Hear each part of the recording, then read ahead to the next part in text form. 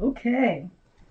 This is card number 42, and it says, I can turn a downward spiral upward. Huh. Well, I'm going to read it to you. There's the back side.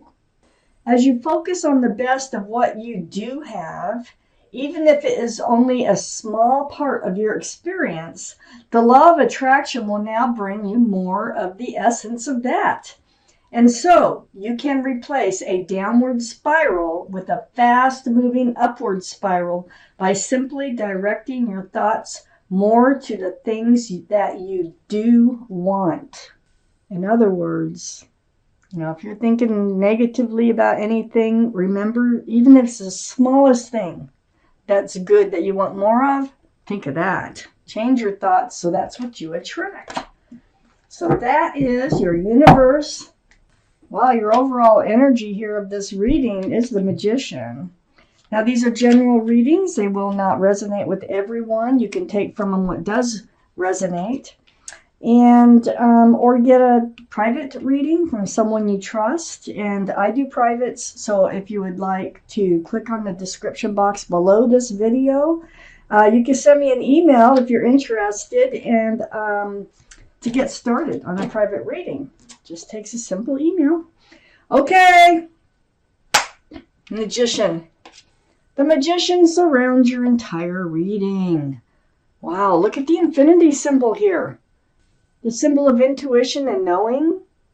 Look at all the tools. You got all the tools. Cup, wand, sword, pentacle. You've got all the tools to manifest just what you want from life. Now that goes with the card I just read to you from the universe that says if you're on a downward spiral, you're thinking of the negative. Turn it. Think of anything small, anything large, small, anything positive to go to an upward spiral. And I think that's what you're going to be doing with the Magician coming out in the middle of your reading. It's surrounding your entire reading. You can manifest whatever it is you want in your life. I have the Hanged Man in your highest energy. So this is like spending time to yourself, hanging out, but being enlightened at the same time. All the blood is rushing to the head of this person. I call this the card of enlightenment. These are the two strongest energies in your whole reading. So it's like it's dawning on you, hey, wait a minute. You have control over what's happening in your life. You can manifest what it is that you want from life. And it's all coming to you by just kind of going inside yourself and doing this deep thinking and enlightenment. I have the Ten of Wands right next to the Hangman and right above the Magician. So the Ten of Wands, this is a good card. You've been carrying a heavy burden. But with the 10, they start slipping out. You see they're slipping out right here. There's no 11. So you're getting ready to put this burden down, or you are, little by little, or you can drop them all at once. So that part of that burden is knowing that you have control over your life. I have the Fool right next to the Ten of Wands. So living in the moment is fun. It's carefree, not a care in the world. Usually with the Fool, you end up at the edge of the cliff. And so then you start to look forward towards the future. And that's when things start to fall apart. So the Fool's energy doesn't usually last a very long time. This can also be about taking a leap of faith in something. Maybe it's in yourself. But I need to, it's the Fool's energy that you've been living in, because the Knight of Wands is right under the Fool card. So that turned into the burden. That's what you're getting over. This is what you are taking control of your life over, is this Knight of Wands, and I'm getting over there. I have the Four of Cups right under the Hangman and next to the Magician. So the Four of Cups, it's like there's an offer wanting to come in, but I think you're tired of it. I think it's like it's presented as a cup that you might want, but you're looking at the center cup and you're like, no, I know what's in that cup. Nothing I really, really want. And so you're really not reaching for the cup. I think what's happening is you're realizing that you have control over your life. You don't have to accept that cup. I have the Knight of Wands on the other side of the Magician and under the Fool card. So the Knight of Wands, this is an energy that runs in and out of your life, male or female. They run in with the staff of fresh starts and new beginnings, and they run out with the staff of passion. So, they come in and give you hopes for a future, but then they run out. Well, it might have been fun for a while, this running in and out of your life type thing with the Fool card being right above it. But it feels to me like it's not fun anymore. So you're realizing that you have the power to control how your life is moving forward. So you're getting ready to put those wands down. It became very heavy, the energy here. This Knight of Wands, male or female, like I said, they're all male or female. I have the Six of Wands right under the Four Cups. So this is the card for success and love. So it feels like they try to come in with a love offer here. All these wands, you may even be seen as a couple with this person, okay? And it feels like this Knight of Wands, the problem with the Knight of Wands is they want to stay in the energy of the Fool. Others don't know your whole situation. They do see you as a couple. You're hoping for an engagement or for this relationship to move forward. But I feel like it wasn't, because it's right next to the Seven of Pentacles. And the Seven of Pentacles is right below the Magician. Seven of Pentacles, that bush has bloomed, but it's never blossomed. And you wait and wait and wait. And like hanging on to that empty basket, unable to put any fruit in it. It's just not bearing fruit. And so that's what's happening in this relationship. And so you're kind of like, you've gone inside, you've thought about this very deeply, and you're deciding to take control of your own life here. This could be 7 months, this could be 7 years, but you've waited, whatever it was, a long time. I feel like since everybody does see you as a couple, it can be 7 months, but I think for most of you, it's more like closer to 7 years. A long time in a relationship. This Knight of Wands, you knew when you were younger. So you reconnected. This is the Six of Cups. They're a soulmate. And it was sweet. I mean, it was a sweet relationship, but they're not willing to come out of the energy of the Fool so far in this reading. And you're tired of waiting for that to happen. So it just started becoming a burden. So let's see what's going on. I have the King of Pentacles up in your highest energy line next to the Fool. And this was what was happening. It's like, this is Earth, Taurus, Virgo, or Capricorn. That might be strong in someone's chart. But look at that. It's like they have a pentacle, but not handing it out. So this is the problem. There's no commitment. The King of Pentacles now is next to the Ten of Pentacles.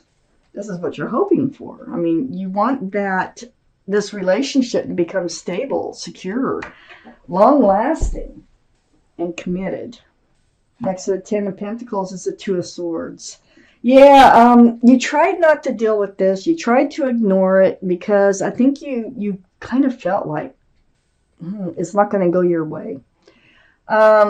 Your heart is protected. Your arms are across your heart. You've got your swords up in self-protection. And then the moon is here. And so the moon kind of shines light. You're blindfolded. It's like you weren't dealing with it.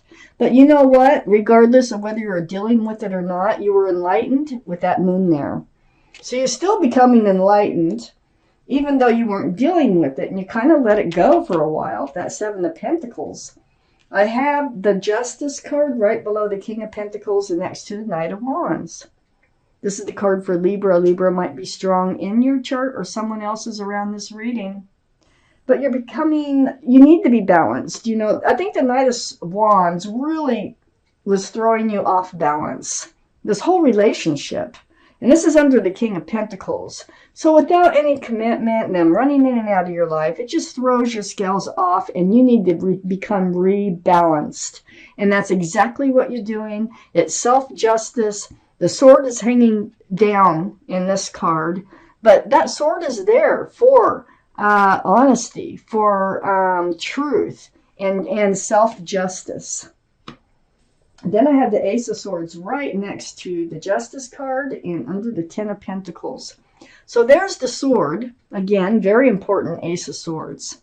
This is about speaking your truth, seeking the truth, learning the truth, and it all comes down to, will this ever be committed? I feel like there's a conversation coming in about this relationship. And they're like, oh, come on, you know, this is fun. It's fun to live this way. Let's just keep going the way we're going. And you're like, no, I need more. I need more. And so this really needs to be talked about.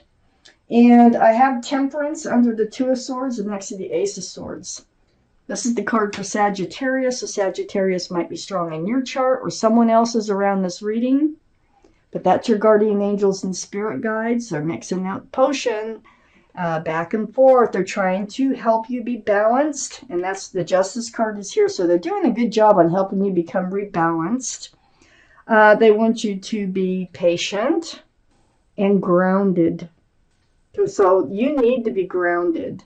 So, and they want you to use your patience for some reason. I need to keep reading. So be patient. Ask the right questions.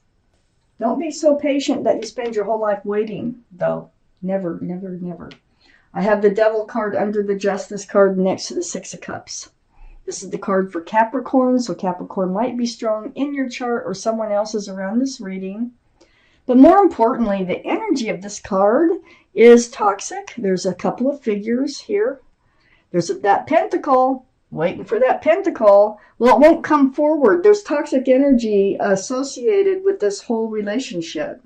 So it's not going to come forward while this soulmate that runs in and out of your life they have some sort of toxic energy attached to them. Could be past energy. It could be just about anything. But right next to this Devil card is the Ten of Cups. Now the Ten of Cups is under the Ace of Swords. This is getting to the bottom of things. The Ten of Pentacles is on one side of the Ace of Swords, and the Ten of Cups is right below the Ace of Swords. Well, do they love you? That's one of the questions. Do you love me? I mean, if you really love me, don't you think that you'd want some sort of commitment and you wouldn't just keep flying in and out of my life? This is sunshine and rainbows. That's the equal exchange of love. It's a very family oriented type card. And there's union between two people. So that's one of your questions. The Queen of Cups is right next to the Ten of Cups and under Temperance. So be patient, be balanced, be grounded. Next to the Ten of Cups, the Queen of Cups, water, Pisces, Scorpio, or Cancer that might be strong in your chart or around this reading. But the Queen of Cups, the energy is she's trying to look into that cup there.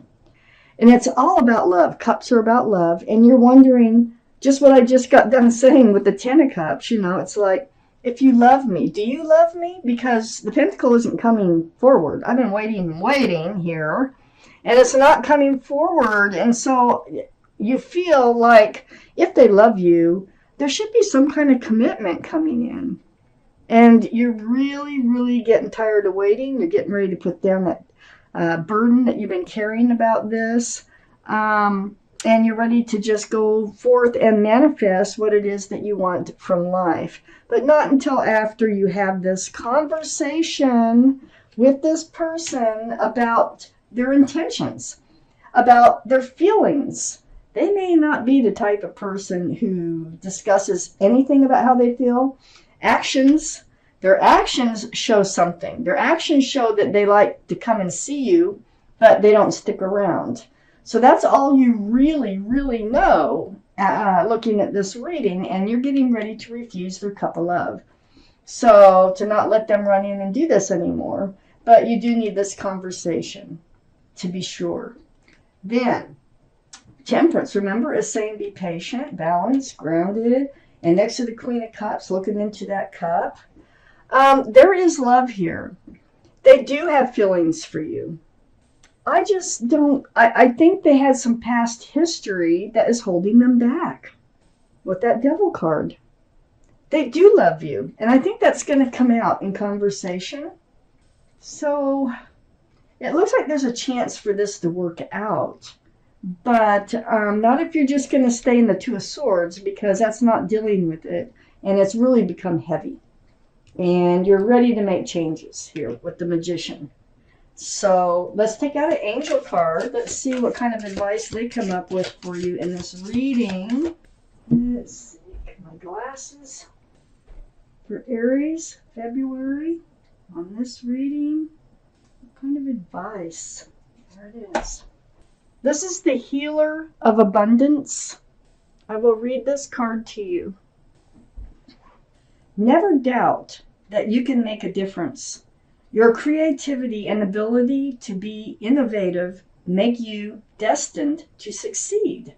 Well, we did have the Success in Love card. It might be time to expand your career, but don't forget to leave time for family. This situation involves a person, possibly you, who's down to earth with a gift for design or decorating. He or she is open-minded and nurturing. The Healer of Abundance. So I think basically, focus on your work. If Temperance is here now, trying to keep you from making any rash decisions, and figure out exactly what it is that you need to talk about with this Knight of Swords in order to know whether you're going to have to manifest something else or something new. You can manifest in your work. You have the power. This is surrounding the entire reading. So whatever you want, you can manifest it.